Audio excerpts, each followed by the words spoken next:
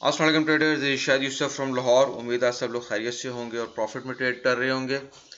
आज का डेली का गोल्ड एनालिसिस 9 सितंबर ट्यूसडे 2025 के लिए। और सबसे पहले अगर हम फंडामेंटल की बात करें तो there is no such news today.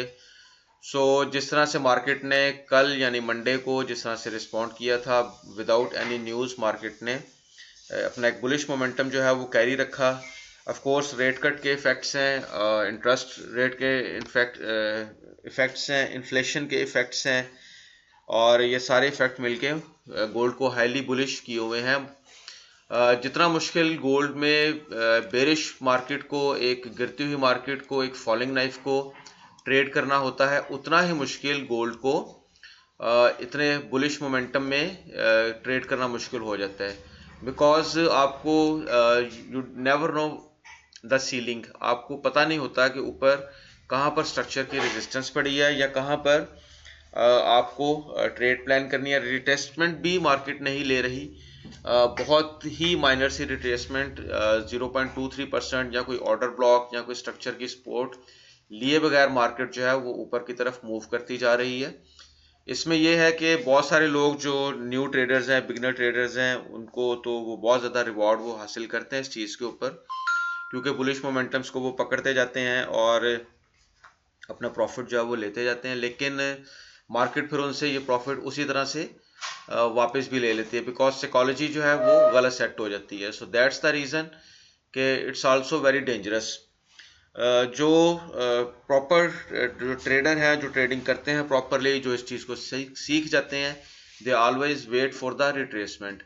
हम थोड़ा सा डेली के ऊपर जाके इसको समझने की कोशिश करेंगे। 1 आवर का टाइम फ्रेम चार्ट है। डेली पे ज़रा इसको समझते हैं कि मार्केट में कितनी डिमांड जो है वो क्रिएट हो सकती है और कहाँ तक मार्केट जा सकती है। लेकिन एक पुल बैक जो है that is very important.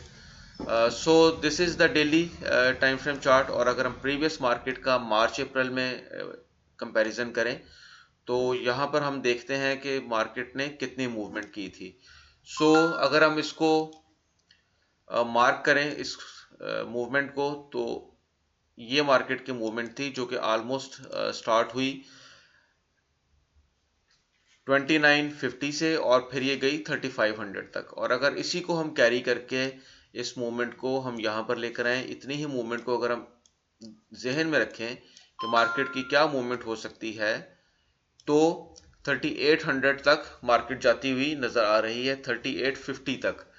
So there is possibility, high possibility कि 3800 3850 जो है वो मार्केट अपना टच करे, और टच करने के बाद उसके बाद फिर मार्केट एक वैलिड रिट्रेसमेंट ले। इसके दौरान अगर रिट्रेसमेंट ले लेती है मार्केट तो that is also a good sign. H1 के ऊपर हम जाके थोड़ा सा इसको समझने की कोशिश करते हैं।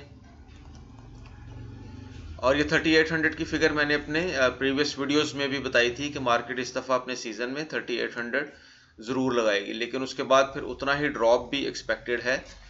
अभी यहाँ से भी किसी भी वजह मतलब ये हमारा एक अंदाज़ा है, एक प्रोबेबिलिटी है। मार्केट जो है वो कहीं से भी एक ड्रॉप अच्छा खासा दे सकती है। ये जस्ट हमने एक हिस्ट्री को सामने रखते हुए एक अंदाज़ा लगाया है कि प्राइस यहाँ तक जा सकती है। सो इसको ये कोई हतमी आपने नहीं शक्ल समझनी, ये पॉसिबिलिटी है कि ये प्राइस अभी ना जाए, हो सकता है ये बाद में भी जब गोल्ड का सीजन लगे तो उस वक्त भी ये मार्केट में ये प्राइस ऊपर चली जाए।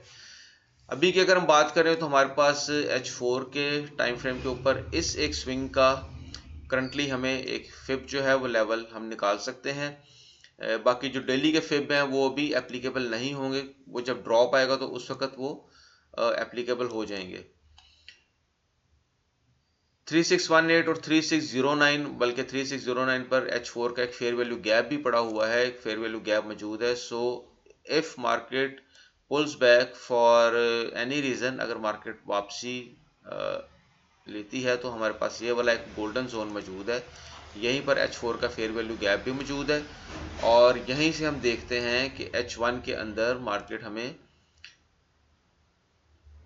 H1 के अंदर एज सच हमारे पास यहाँ पर कोई सपोर्ट मौजूद नहीं है, लेकिन H4 के अंदर हमारे पास एक सपोर्ट मौजूद है। इसके अलावा अगर हम स्ट्रक्चर की बात करें तो हमारे पास स्ट्रक्चर की सपोर्ट में फिर एक ये वाला जोन निकल कर आ रहा है जो कि 3600 का है, जो कि एक अच्छा सपोर्ट जोन है। हमें इसके ऊपर अच्छी जो है हमें एक ट्रेड मिल सकती है। 3599 की मैं बात कर रहा हूँ। सो एक वैलिड जो रिट्रेसमेंट है, एक वैलिड पुल बैक जो है वो अभी तक पेंडिंग है, बड़ी देर से पेंडिंग है।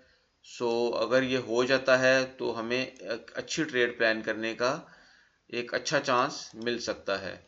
So this is all for today. बहुत ज़्यादा इसमें हम बात नहीं कर पाएंगे क्योंकि मार्केट जो है वो ऑल टाइम हाई है, हाई को बार बार तोड़ रही है, ब्रेक कर रही है, एक नया ऑल टाइम हाई जो है वो बना देती है। So good luck to buying scalpers. जो तुक्का ट्रेड करते हैं उनके ज़बरदस्त तुक्के लग रहे होंगे इस वक्त, लेकिन जो प्रोफेशनल ट्रेडर्स हैं they are waiting for a valid retracement on daily time frame as well. अगर डेली टाइम फ्रेम की वैलिड रिट्रेसमेंट हो जाती है तो वो तो बहुत ही अच्छी एक चीज़ जो है ना वो हो जाएगी, वहाँ से तो आपको प्रॉपर जो है ना वो फिर ट्रेड्स मिल जाएंगी। So this is all for today. Video आपको पसंद आई, लाइक कीजिएगा, सब्सक्राइब कीजिएगा, फॉलो कीजिएगा और अपनी दुआओं में याद रखिएगा।